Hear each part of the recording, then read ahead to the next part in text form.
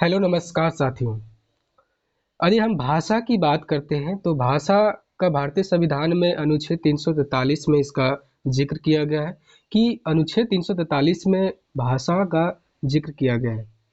जो अनुच्छेद 343 है उसमें भाषा का जिक्र किया गया है कि यूनियन की भाषा क्या होगी। यदि भाषा की बात करते हैं तो जो भाग है वो 17 भाग 17 जो है, संविधान की भाग 17 जो है अनुच्छेद 343 से 351 तक भाषा का जिक्र किया गया है। इसमें स्टेट की भाषा क्या होगी, राजभाषा क्या होगी, सुप्रीम कोर्ट की भाषा क्या होगी और inter to inter inter state में क्या भाषा होगी, कम्युनिकेशन में उसकी भाषा क्या होगी, ये सारे जिक्र किया गया है। तो ये भाषा की जानकारी थी। तो लेकिन आज हम बात करेंगे कि शास्त्रीय भाषा के बारे में बात करेंगे और शास्त्रीय भाषा अभी कितने भाषाएं हो गई, तो इस सभी चीज़ों का हम जिक्र करेंगे।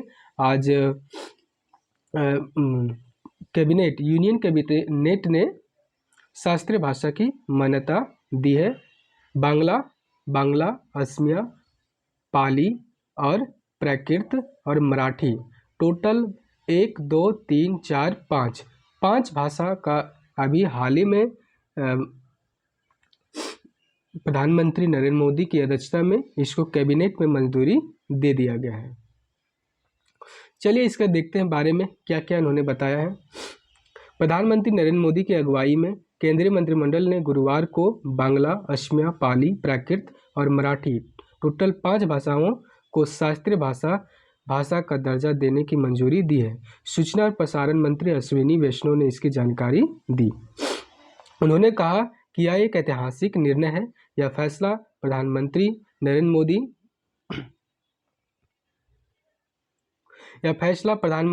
मोदी और राज्य सरकार के हमारी संस्कृति को आगे बढ़ाने, हमारी विरासत पर गौर करने और भारतीय भाषाओं पर हमारी समृद्ध विरासत पर गौर करने के लिए दर्शन के अनुरूप है।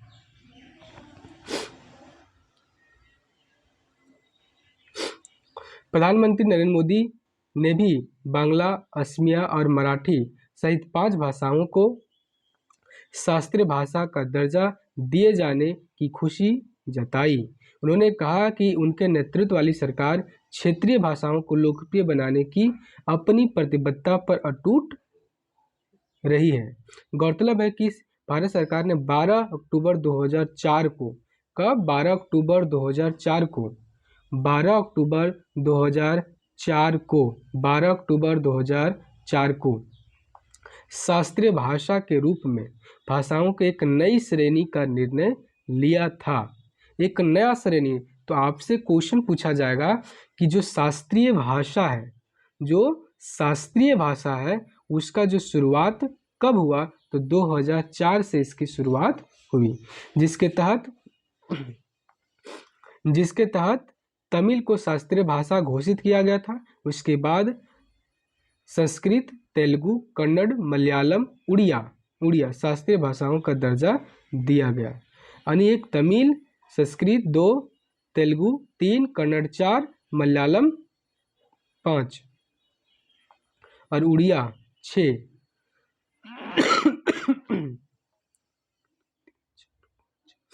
उड़िया 6 भाषा, यानी टोटल 11 शास्त्रीय भाषा हो चुका है।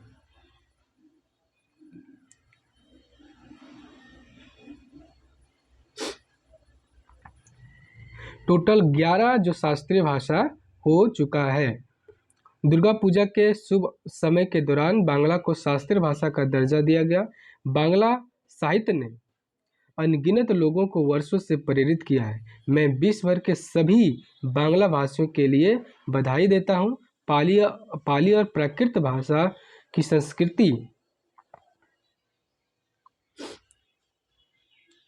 संस्कृति के मूल में बसी है। भारत की जो संस्कृति है उसके मूल में बसी है। ये आध्यात्मिकता, ज्ञान और दर्शन की भी भाषा है। आगे जो 12 अक्टूबर 2004 को शास्त्रीय भाषा के रूप में बनाई गई एक श्रेणी है। यानी 2004 से शास्त्रीय भाषा की शुरुआत की गई। तो सबसे पहले जो है वो तमिल को 2004 में मिला। यानी शास्त्रीय भाषा पूछेगा तो सबसे पहला शास्त्रीय भाषा कौन सा है, तो 2004 में तमिल को मिला, 2005 में संस्कृत को, 2008 में तेलुगु को, 2013 में मलयालम को और 2014 में उड़िया को और एक कन्नड़ भाषा को भी दिया गया है। टोटल 11 शास्त्रीय भाषा हो गया है। इसमें कन्नड़ भाषा को मेंशन नहीं किया गया, लेकिन कन्नड़ भाषा को भी दिया गया है। तो इसका मापदंड क्या है शास्त्रीय भाषा देने का, कि इसके प्रारंभिक गांवों का, ग्रंथों का इतिहास जो 1500 से 2000 वर्षों से अधिक पुराना हो, पीढ़ियों द्वारा मूल्यवान और विरासत माने जाते हों। जो पीढ़ी द्वारा विरासत और मूल्यवान उसको माना जाता हो, तो ये तो हर भाषा में हो जाएगा, लेकिन जो टेन्यूर है, पीरियड है, वो यहाँ पर मेन मायने रखता है। तो ये सारी जानकारी थी।